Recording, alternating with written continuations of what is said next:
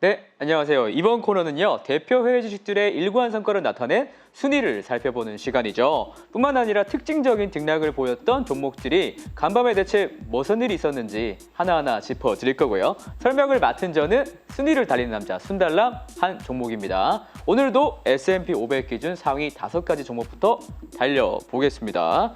전체적으로 좀 생소한 종목들이 좀 많은 것 같아요. 원자재 기업들이나 뭐 의료 관련 기업들이 좀 보이는데요. 사실 투자자분들께서는 미국의 성장주 위주의 투자를 하시는 걸로 알고 있는데 어찌 보면 좀 박탈감 같은 것을 느끼시는 게 아닌가라고 생각하는 것은 저만 그런 건지 잘 모르겠습니다. 어쨌든 1위 말씀드립니다. 센텐이고요.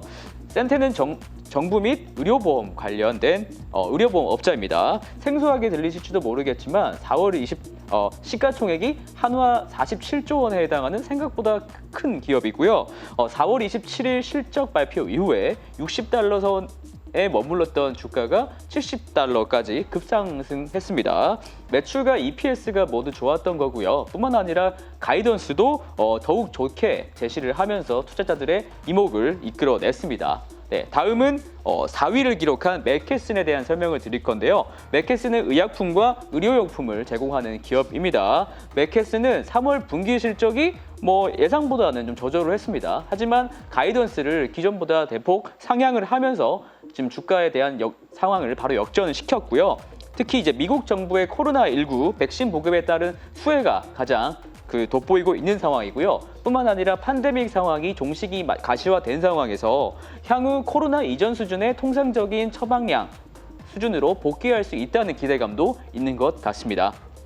네, 다음은 대표적인 하락 종목 5가지를 좀 말씀드리겠습니다. 금요일 시장이 강세였기 때문에 그렇게 많이 하락했던 종목들은 없었던 것 같아요. 먼저 1위를 기록한 에너지 드링크의 양대산맥 바로 몬스터 베버리지입니다. 저도 놀기 전이나 일하기 전에 에너지 드링크 마시는 거 참 좋아하는데요.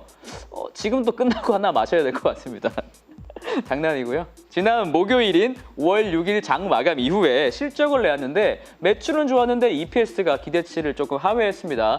최근같이 요즘 인플레이션 환경이다 보니까 원재료 가격이 상승했던 것도 있을 거고요. 그다음에 운임료가 또 상승해서 아무래도 영업 마진이 좀 안 좋아졌던 것 같습니다. 요즘 같은 실적 기대감이 높아진 상황에서 EPS가 기대치를 하회하면 가차없이 두드려 맞는 현상으로 풀이가 되고요. 다음은 2위를 기록한 왕년의 혁신의 아이콘 IBM입니다. 전일을 하락하긴 했습니다만 연초 대비 상승률이 15%를 넘어가는 상황이에요. IBM은 예전에는 반도체도 직접 만들었었고요. 컴퓨터와 같은 하드웨어 기기도 직접 만들었었죠. 저도 예전에 어릴 때 IBM 거 썼었는데 지금은 안 씁니다. 네.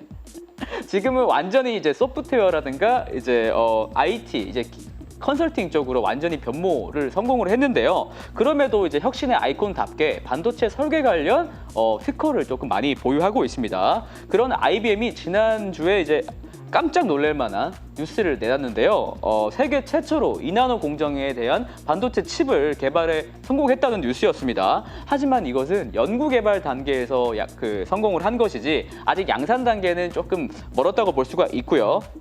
그리고 사실 공정을 맡은 파운드리가 이것을 잘 양산을 해낼 수 있을지도 완전 다른 차원의 문제입니다. 하지만 참고로 이제 IBM이 파운드리 계약을 맺고 있는 것이 삼성전자입니다. 앞으로 양사 간 초미세 공정에서의 협력이 조금 기대가 되는 상황입니다.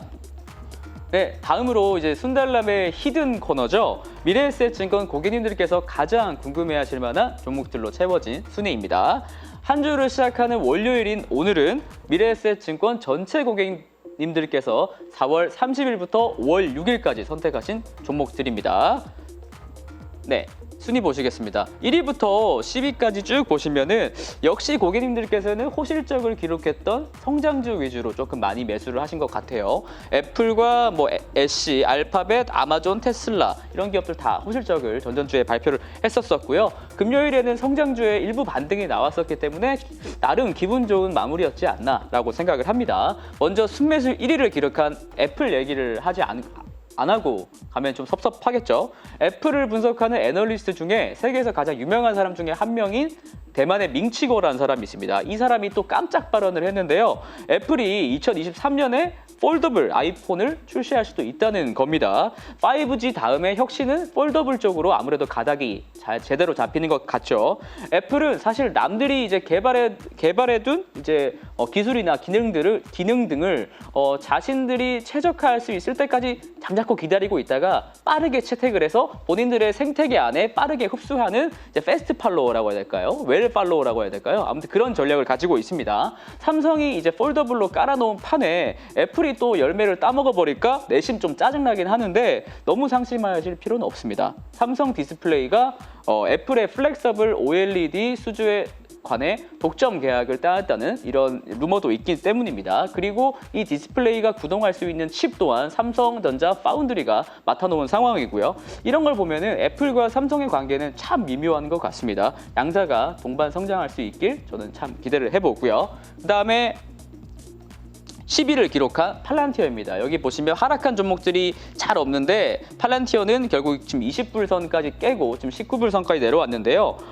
팔란티어는 설립 몇 년간은 이제 유일한 고객이 CIA밖에 없을 정도로 베일에 쌓였던 미국의 빅데이터 분석 전문 기업입니다. 그 아크의 캐시 우드가 대표적으로 보유지수를 지속적으로 늘려가고 있는 기업 중에 하나인데요. 하지만 최근에는 성장주액 차익 실현과 맞물려서 아크펀드의 대규모 유출과 함께 소위 캐시우드가 사랑하는 종목들이 덩달아 하락 변동성이 지금 커지고 있는 상황입니다. 이와 관련해서 각별한 투자 부탁드리겠습니다. 예, 이상 대표 해외 주식들에 대한 순위 설명 마치겠고요. 내일도 열심히 달리겠습니다. 순달람이었습니다.